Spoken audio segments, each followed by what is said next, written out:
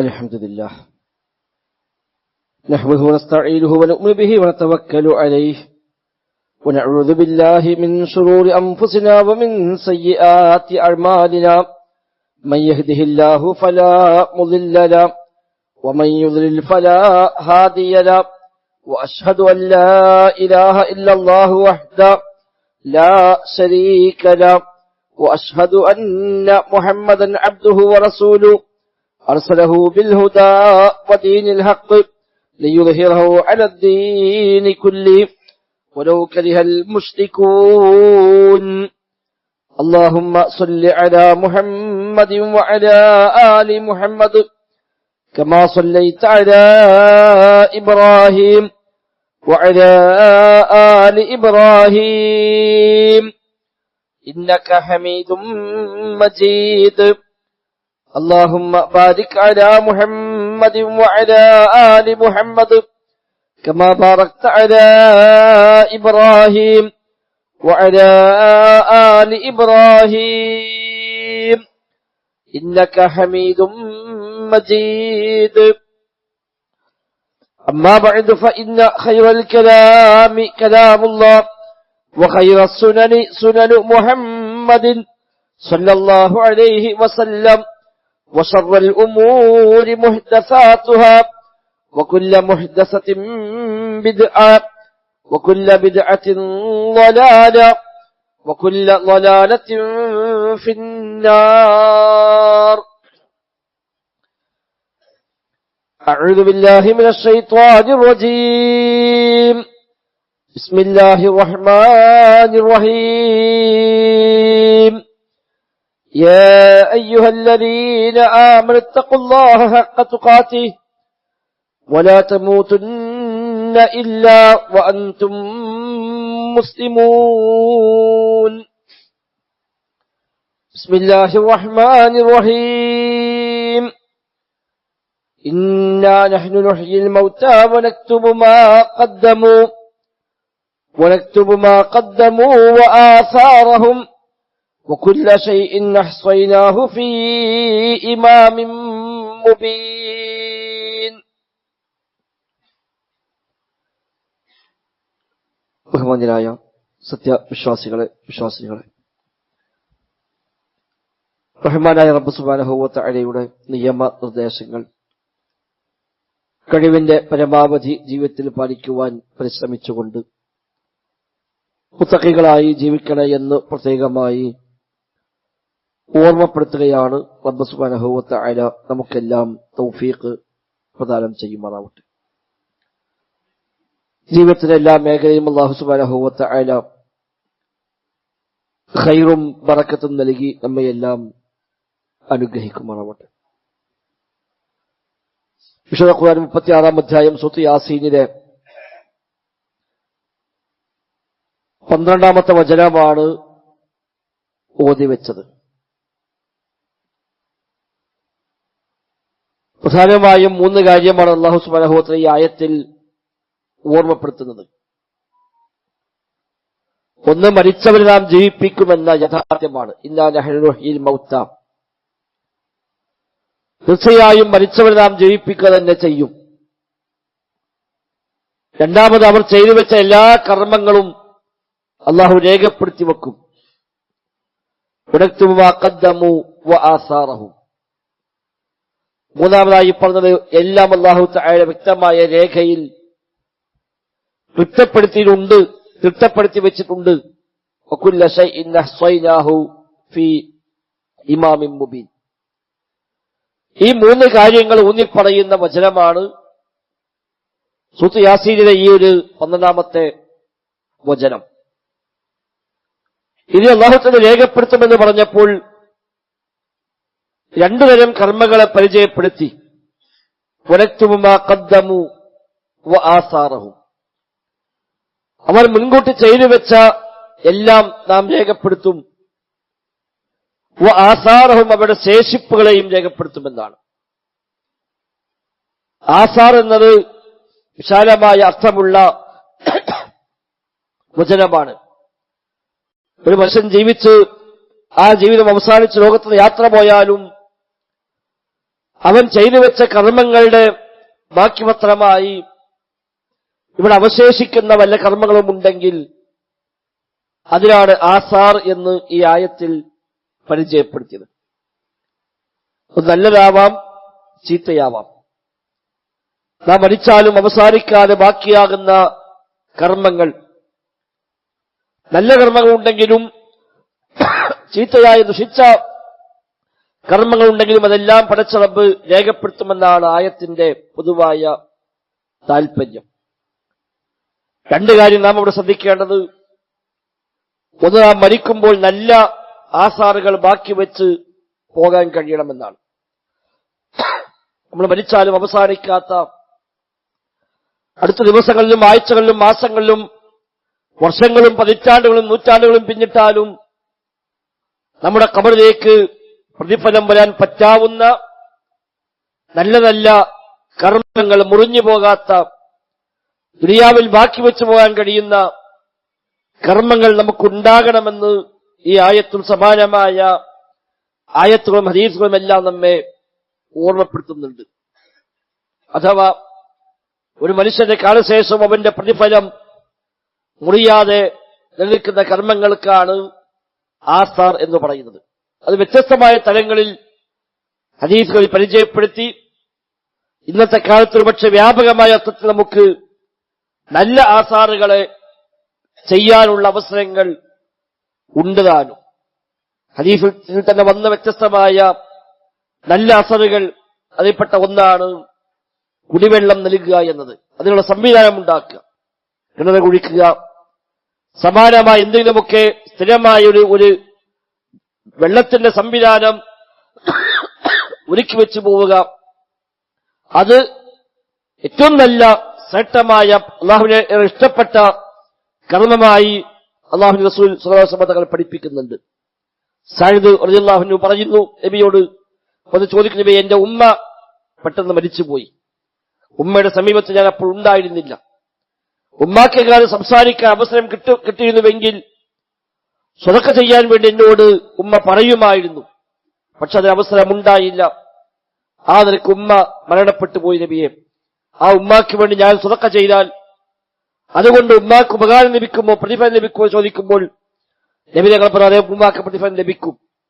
എങ്കിൽ ഏത് സ്വതക്കയാണ് നബിയെ ഞാൻ ചെയ്യേണ്ടത് എന്ന് ചോദിച്ചപ്പോൾ നബി ഞങ്ങൾ നൽകിയ മറുപടി, വെള്ളം കുടിക്കാൻ ആവശ്യമായ ഒരു സംവിധാനം ചെയ്തു വെക്കുക എന്നാണ്. അദ്ദേഹം മദീനയിൽ ഒരു കിണർ കുഴിച്ചു. ആ കിണർ പൊതുവായി ആളുകൾക്ക് വെള്ളം ഉപയോഗിക്കാവുന്ന കിണറായി പ്രഖ്യാപിക്കുകയും അതിന് ബിർ ഉമ്മി സഅദ്, സഅദിന്റെ ഉമ്മയുടെ കിണർ എന്ന പേരിൽ ആ കിണർ അറിയപ്പെടുകയും ചെയ്തതുമെന്ന് സ്വഹാബിമാർ പിന്നീട് പഠിപ്പിക്കുന്നുണ്ട്. അല്ലാഹു തആലക്ക് ഏറെ ഇഷ്ടമുള്ള സ്വതക്കയാണ്, അതോടൊപ്പം സ്വതക്ക ജാരിയയുമാണ്. എന്നും നിലനിൽക്കുന്ന, ഒരുപക്ഷെ ഖിയാമത്ത് വരെ നീണ്ടുപോകുന്ന തരത്തിൽ പ്രതിഫലം ലഭിക്കാവുന്ന കാര്യമാണ് അത്തരം നല്ല ജലസ്രോതസ്സുകളെ ഉണ്ടാക്കിക്കൊടുക്കുക എന്നത്. അതുപോലെ മദ്രസകൾ, പള്ളികൾ, മറ്റു ദീനി സംരംഭങ്ങൾ അവ തുടക്കം കുറിക്കുക എന്നതും ജാരിയായ സ്വതക്കയായി ആസാറായി നമുക്ക് പരിഗണിക്കാൻ കഴിയും. നബി തങ്ങൾ പറഞ്ഞു, മൻ ബനാ ലില്ലാഹി മസ്ജിദൻ ബനല്ലാഹു ലഹു ബൈതൻ ഫിൽ ജന്ന. വ്യത്യസ്തമായ പദങ്ങളിൽ ആ ഹദീസ് ഉദ്ധരിക്കപ്പെടുന്നുണ്ട്. അല്ലാഹു തആലക്ക് വേണ്ടി വല്ലവരും ഒരു പള്ളി നിർമ്മിക്കുന്നുവെങ്കിൽ പടച്ച റബ്ബ് അവൻ സ്വർഗത്തിൽ ഒരു വീട് പണിയുമെന്നാണ് ആ ഹദീസിന്റെ ആശയം. വ്യത്യസ്തമായ വിശദാംശങ്ങളോടുകൂടി ആ ഹദീസ് ഉദ്ധരിക്കപ്പെട്ടിട്ടുണ്ട്. പള്ളികളും സമാനമായി ദീനിയായ സംരംഭങ്ങൾ തുടങ്ങി വെക്കാൻ കഴിഞ്ഞാലും അത് നല്ല അസറായി എന്നെന്നും ശേഷിക്കുന്ന നല്ലൊരു കർമ്മമായി നമ്മൾ മരിച്ചാലും അവസാനിക്കാതെ പിറ്റേന്നും അടുത്ത കാലങ്ങളിലും നൂറ്റാണ്ടുകൾ പിന്നിട്ടാലും നമ്മിലേക്ക് പ്രതിഫലം വന്നുകൊണ്ടേയിരിക്കുന്ന കർമ്മമായി നമുക്കതിനെ കണക്കാക്കാൻ കഴിയും. മറ്റൊരു ഹദീസ് വന്നതാണ്, ഉപകാരപ്രദമായ അറിവ് ഒരാൾ പ്രചരിപ്പിക്കുക എന്നത്. നബി തങ്ങൾ പറഞ്ഞു, ഒരു മനുഷ്യൻ മരിക്കുമ്പോൾ ഇൻഖത അമലുഹു ഇല്ലാ മിൻ സലാസ്, മൂന്നെണ്ണം ഒഴികെ ബാക്കി എല്ലാ അമലും അതോടുകൂടി മുറിഞ്ഞു പോകുന്നുവെന്നാണ്. അതിൽ പറഞ്ഞ ഒന്ന്, അവൻ പ്രചരിപ്പിച്ച നല്ല ഉപകാരപ്രദമായ അറിവുകൾ, ദീനിയായ കാര്യങ്ങൾ പറഞ്ഞു കൊടുക്കുന്നു, പഠിപ്പിച്ചു കൊടുക്കുന്നു, അത് എഴുതി രേഖപ്പെടുത്തി വെച്ചു പോകുന്നു. ഇങ്ങനെയൊക്കെയുള്ള ഒരു അറിവിനെ പ്രചരിപ്പിക്കാൻ പര്യാപ്തമായ സംവിധാനങ്ങൾ ഒരാൾ ചെയ്തു വെക്കുന്നുവെങ്കിൽ അത് ജാരിയായ ഒരു അമലായി, ജാരിയായ സ്വതക്കയായി കണക്കാക്കാൻ കഴിയും എന്നർത്ഥം. എന്തെങ്കിലും നമുക്ക് ഒരു പുസ്തകം എഴുതി നമ്മൾ വലിച്ചു പോയാലും ആ പുസ്തകം നന്മയിലേക്ക് പ്രചോദനമേകുന്ന കാര്യമാണ് എങ്കിൽ നമുക്കത് പ്രതിഫലം കിട്ടുമെന്നർത്ഥം. നമുക്ക് എഴുതാൻ കഴിയില്ല. എഴുതപ്പെട്ട പുസ്തകം കോപ്പിയെടുത്ത് ധാരാളം ആളുകൾക്ക് വിതരണം ചെയ്തു. പള്ളികളിൽ, സ്ഥാപനങ്ങളിൽ, വ്യക്തികൾക്കെല്ലാം അത് വിതരണം ചെയ്തു. എത്രയോ കാലങ്ങൾ ഒരുപക്ഷെ അതിന്റെ പ്രയോജനം ഇവിടെ നിലനിൽക്കാൻ അത് കാരണമായേക്കാം.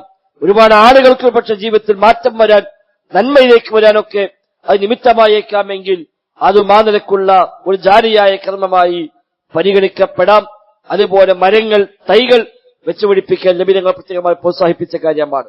ഒരു മരം ഒരാൾ നട്ടുപിടിപ്പിക്കുന്നുവെങ്കിൽ അതുകൊണ്ട് എന്തെല്ലാം നേട്ടങ്ങൾ ഭാവിയിൽ ഉണ്ടാകുമോ അതിന് എല്ലാം പ്രതിഫലം ഇവ ലഭിക്കുമെന്നാണ്. പക്ഷികൾ ആ മരത്തിൽ കൂടുകൂട്ടുന്നുവെങ്കിൽ അതിന് പോലും ആ മരം നട്ടവന് പ്രതിഫലമുണ്ട്. അത് കായ്കനികൾ ആരൊക്കെ ഏതൊക്കെ ജീവികൾ ഭക്ഷിക്കുന്നുവോ അതെല്ലാം പ്രതിഫലമുണ്ട് എന്ന് മാത്രമല്ല, അതിന് വല്ലതും മോഷ്ടിക്കപ്പെടുന്നുവെങ്കിൽ അതിന് പോലും ആ മരം പിടിപ്പിച്ചവന് പ്രതിഫലമുണ്ട് എന്ന് ഹദീസ് വ്യക്തമായി തന്നെ പഠിപ്പിക്കപ്പെടുന്നത് കാണാൻ കഴിയും. അതൊക്കെ വലിയ കണക്കില്ലാത്ത പ്രതിഫലമാണ്. കാര്യമായ മുടക്കൊന്നുമില്ല. എവിടെയുമാകാം നട്ടുപിടിപ്പിക്കൽ. അവരാന്റെ പറമ്പിൽ ഒരു മരം നട്ടാലും ശരി, തലമുറകൾ പക്ഷെ ഉപയോഗിക്കുന്ന ഒരു മരമായി മാറിയേക്കാം. അത് ഒരുപാട് ആളുകൾക്ക് അതിൽ നിന്ന് ഗുണം കിട്ടിയേക്കാം. ഭാവിയിൽ പക്ഷെ അതിൽ നിന്ന് വീണ്ടും തൈകളും മറ്റും ഉണ്ടായി അങ്ങനെ ധാരാളം ആളുകൾക്ക് വെയിൽ കൊള്ളാതെ തളർത്തിരിക്കാൻ, പഴങ്ങൾ ഭക്ഷിക്കാൻ, അതിന് തടി കൊണ്ട് ഉപയോഗമെടുക്കാൻ എല്ലാം ഒരു പക്ഷെ തലമുറകൾക്കപ്പുറത്തേക്കും ഉപകാരം കിട്ടിയേക്കാം. അതൊക്കെ ജാരിയായ സ്വതക്കയാണ്, ആസാറായി കണക്കാക്കപ്പെടാവുന്ന കാര്യമാണ്. ഇങ്ങനെയുള്ള എന്തെങ്കിലുമൊക്കെ അസറുകൾ ജീവിതത്തിൽ ഉണ്ടാകണമെന്ന ഒരു നിർബന്ധ ബുദ്ധി നമുക്കുണ്ടാകണമെന്ന് സാന്ദർഭികമായി സൂചിപ്പിക്കുക. നിസ്കാരം, നോമ്പും അതേപോലെയുള്ള ഖുർആനും ദിക്റുമൊക്കെ നാം മരിക്കുന്നതോട് അവസാനിച്ചു. ഇന്ന് മരിച്ചാൽ പിന്നെ ഇന്നത്തെ അസർ നമുക്കില്ല, അത് കഴിഞ്ഞു. ഇതുവരെ നിസ്കരിച്ച എത്രയാണോ അത് കിട്ടും. അവിടെ കൊണ്ട് പുതിയ നിസ്കാരം ഇനിയില്ല. ഈ നാട്ടിനെ കൊണ്ട് നിസ്കരിച്ചിട്ട് നമുക്ക് ഹദിയ ചെയ്താലും അതിന് പ്രതിഫലം തരാമെന്ന് അല്ലാഹു തആല റസൂൽ നമ്മെ പഠിപ്പിച്ചിട്ടുമില്ല. നോമ്പും അതേപോലെ സ്വലാത്തും ദിക്റും ദുആവും ഖുർആനോത്തുകളുമെല്ലാം നമ്മൾ ചെയ്താൽ അതിന് പ്രതിഫലമുണ്ട് എന്നല്ലാതെ അത്തരം കർമ്മങ്ങളുടെ പ്രതിഫലങ്ങൾ പിന്നീട് നമുക്ക് ലഭിക്കാനില്ല. ദുആയുടെ നേട്ടം ലഭിക്കുമെന്നല്ലാതെ ഒരാൾ ദുആ ചെയ്തു അല്ലാഹു പുറത്തു കൊടുക്കണമെന്ന് പ്രാർത്ഥിച്ചാൽ ആ പ്രാർത്ഥന സ്വീകരിക്കപ്പെടുന്നുവെങ്കിൽ അത് മഗ്ഫിറത്തായി, പൊറുക്കലായി നമുക്ക് കിട്ടും. എന്നാൽ ദുആ ചെയ്തതിന്റെ കൂലി ആ ദുആ ചെയ്തവൻ തന്നെയാണ്. ഖുർആൻ ഹദിയ ചെയ്താൽ അത് മരിച്ചവർക്ക് എത്തുക എന്ന സംവിധാനമില്ല. അല്ലാഹു റസൂലെ പഠിപ്പിച്ചിട്ടില്ല. സ്വഹാബിമാരും അതിന് മാതൃക കാണിച്ചിട്ടുമില്ല. അതുകൊണ്ട് അത്തരം കർമ്മങ്ങളൊക്കെ അവർ ചെയ്തു വെച്ചത് നാം രേഖപ്പെടുത്തും എന്ന് പറഞ്ഞതിലാണ് വരിക. അത് നാം ചെയ്തു വെച്ചത് കിട്ടി. നാം മരിക്കും മുമ്പ് ഏറ്റവും അവസാനമായി അത്തരം കർമ്മങ്ങൾ ഏതാണോ ചെയ്തത് അതോടുകൂടി അവസാനിച്ചു. മരിച്ചാൽ പിന്നെ ഇതങ്ങോട്ട് അത്തരം കർമ്മങ്ങൾ നമ്മുടെ അക്കൗണ്ടിലേക്ക് വരാനില്ല. എന്നാൽ ആസാറഹും എന്ന് പറഞ്ഞാൽ നാം മരിച്ചാലും മരിക്കാത്ത കർമ്മങ്ങളാണ്. നമ്മൾ മരിച്ചുപോയി, നാം തുടങ്ങി വെച്ച കർമ്മങ്ങൾ ബാക്കിയുണ്ട്. ഇവിടെ അതിവിടെ അവശേഷിക്കുന്നുണ്ട്. അതിൽ നിന്ന് പിന്നീട് തലമുറകൾ കൈമാറിപ്പോയി അതിനൊക്കെ ഉപകാരം ലഭിച്ചുകൊണ്ടേയിരിക്കുന്നുവെങ്കിൽ ഈ പറയപ്പെട്ടതും അല്ലാത്തതുമായ ഏത് കാര്യങ്ങളുമാണെങ്കിൽ നബി തങ്ങൾ പല ഹദീസിൽ കാണാം, ഒരു മുസ്ഹഫ് ഒരാൾ അവകാശമാക്കി വെച്ചാൽ അതും ഒരു ആസാറായി മാറും. ഒരു അരുവി, ഒരു പുഴ ഒരാൾ ഒരു നാട്ടിൽ അത് ഒഴുകാൻ അയാൾ കാരണക്കാരനായി മാറി അത് അയാൾക്ക് ഒരു ആസാറായി രേഖപ്പെടുത്തപ്പെടും. ഇങ്ങനെ ധാരാളമായി ഹദീസിൽ വിശദീകരിക്കപ്പെട്ടത് കാണാൻ കഴിയും. ഒരു മുസ്ഹഫ് വാങ്ങി പള്ളി കൊണ്ടുപോയി വെക്കുന്നു. എത്രയോ ആളുകൾ അത് ഓതിപ്പോകുന്നു.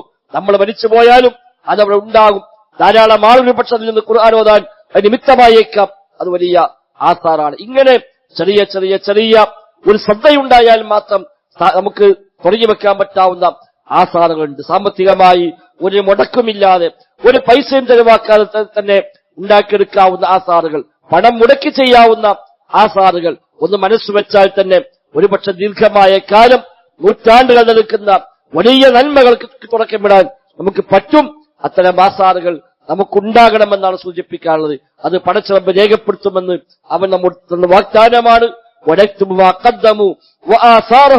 അവർ ചെയ്തു വെച്ചതും ശേഷിപ്പുകളെയും എല്ലാം നാം രേഖപ്പെടുത്തും.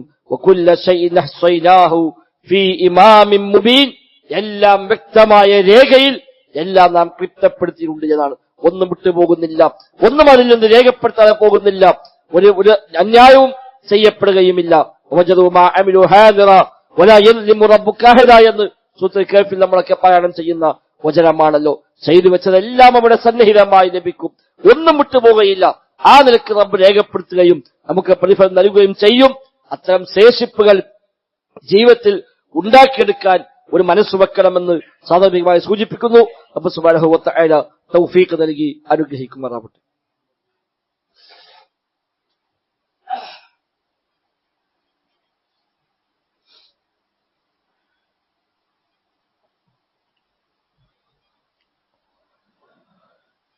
الحمدلله نحمده ونستعينه ونؤمن به ونتوكل عليه.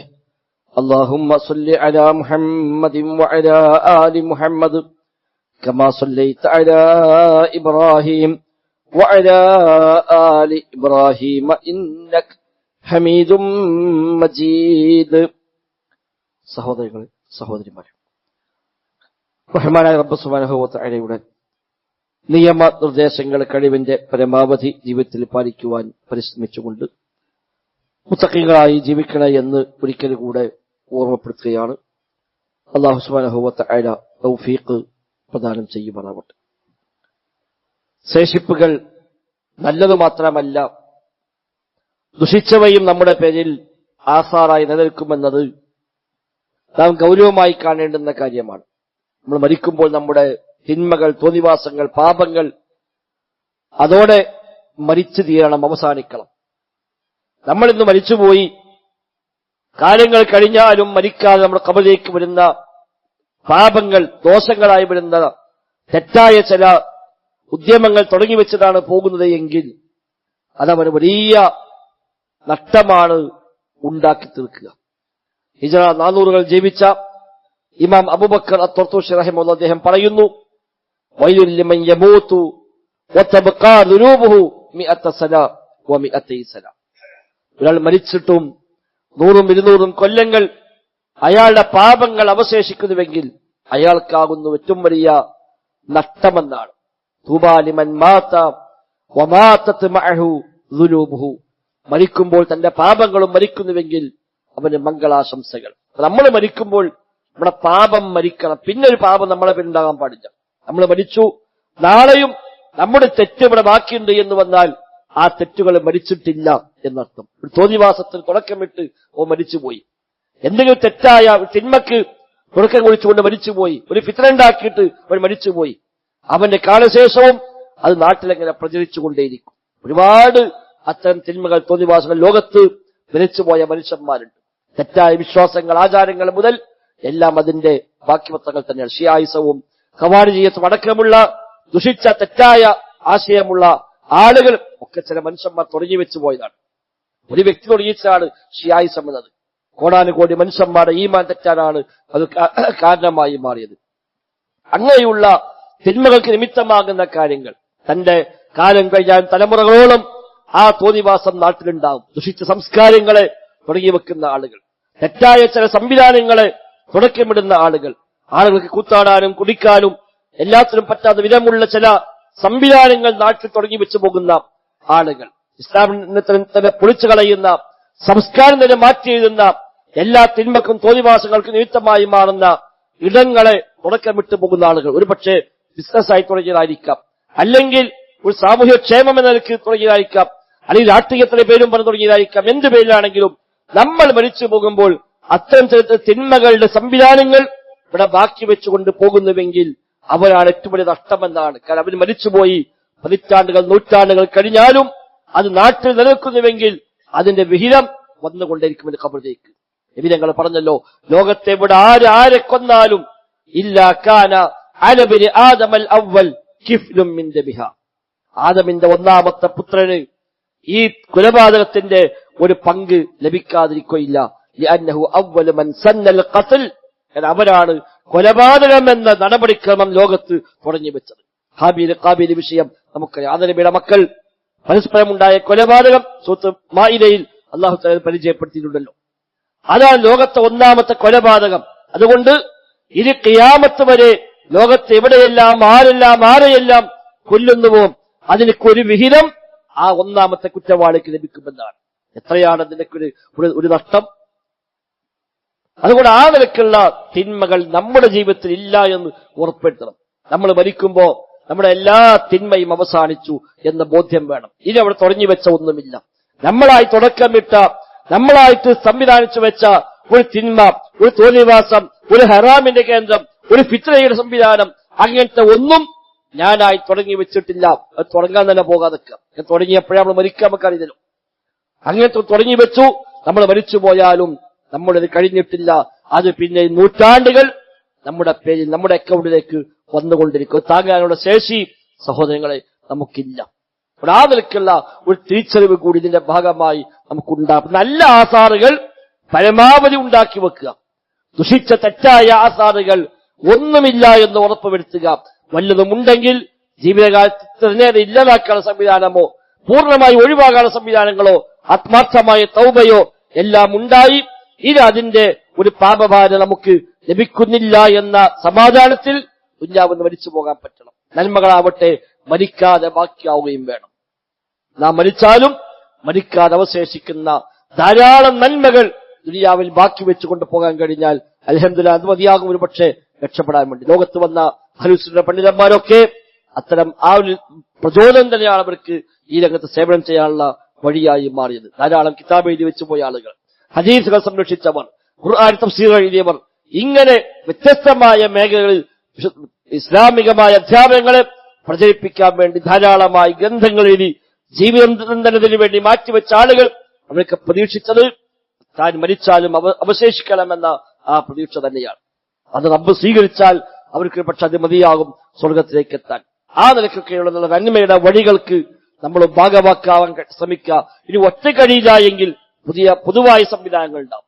സാമൂഹ്യമായി ചെയ്യുന്ന വലിയ വലിയ സംവിധാനങ്ങൾ, ഏതെങ്കിലും സംഘങ്ങളോ സംഘടനകളോ കൂട്ടായ്മകളോ ഏറ്റെടുത്ത് നടത്തുന്ന പൊതുവായ സംവിധാനങ്ങൾ ഉണ്ടാവും. ജീവകാരുണ്യ പ്രവർത്തനങ്ങൾ പോലെ, സാമൂഹ്യക്ഷേമ പ്രവർത്തനങ്ങൾ പോലെ, മതപരമായ ദീനിയായ സംവിധാനങ്ങളെ പോലെ വ്യത്യസ്തമായ നന്മയുടെ വഴികൾ നമ്മുടെ നാടുകളിൽ വ്യാപകമാണ്.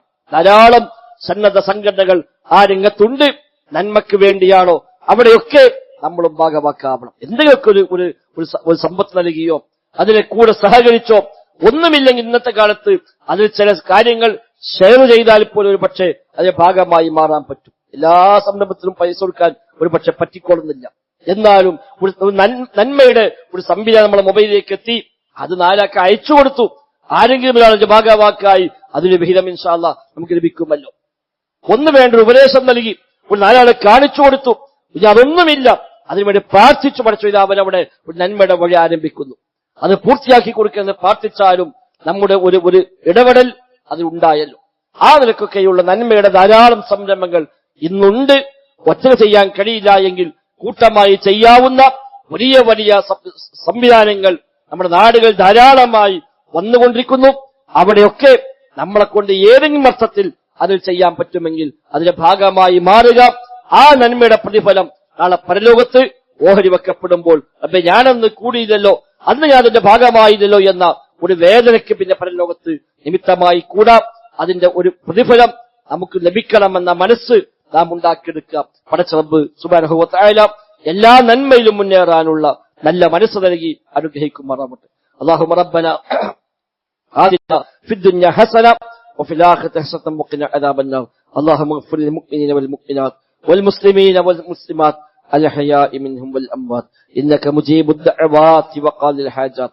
ربنا اصرف عنا عذاب جهنم إن عذابها كان غراما إنها ساءت مستقرا ومقاما. اللهم ربنا تقبل منا إنك أنت السميع العليم وتب علينا إنك أنت التواب الرحيم. وصلى الله وسلم على محمد وآله وصحبه أجمعين والحمد لله رب العالمين.